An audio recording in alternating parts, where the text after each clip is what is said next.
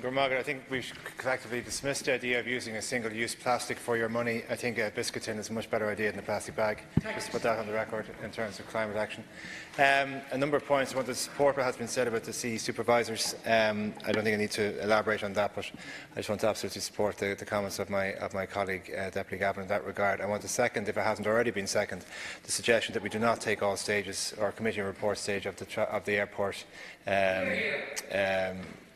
The name of it, I know you'll be familiar with, the airport noise bill today. I think it's not necessary to ram through this piece of legislation this evening. It's not fair, it's not right, it's not good parliamentary procedure. It needs to be fleshed out over a prolonged period of time. So I want to second that suggestion. The last point I want to make is just in relation to.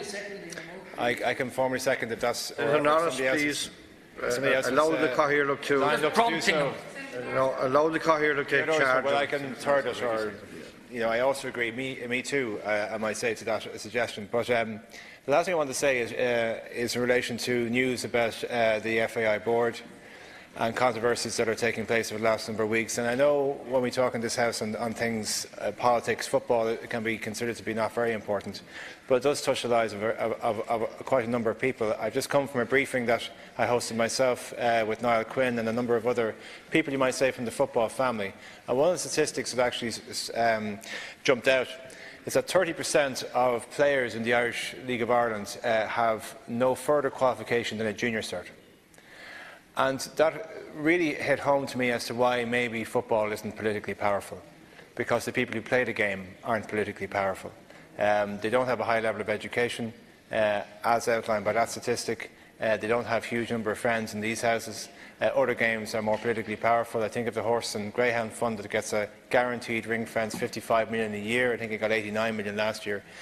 And while we're arguing over the Sport Ireland's withdrawal of $2.7 million, which is nothing in comparison to the amounts of millions and billions that are spent in this, that funnel through these houses and their various departments. For a game to be mismanaged to this degree, I would like to ask political colleagues, once the circus moves on from the current controversy around the FAI board, and once the circus moves on from the former CEO who is in the spotlight at the moment, I think politically we need to mind this game, because it's not being minded currently by those who are entrusted to mind it, and it needs much more political friends. People who play the game are generally from more disadvantaged communities. They're generally more vulnerable people in Irish society. They're generally people who politics doesn't necessarily reach or touch or represent, as well as other areas in Irish society. And so while today's news about the board is welcome, I think we need a new direction, a fresh start for a game that is so important to so many people in this country.